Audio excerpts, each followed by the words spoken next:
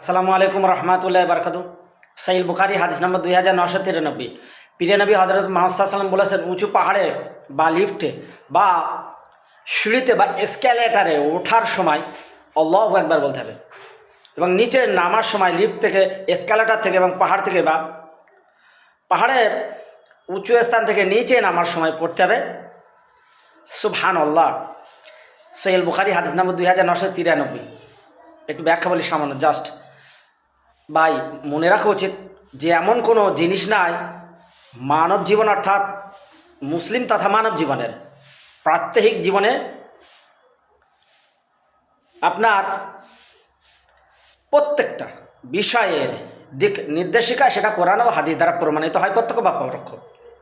বেদাতের বা অন্য কোনো ফতোয়ার আশ্রয়ী হওয়া লাগবে না, সবই কোরআন হাদিস আছে।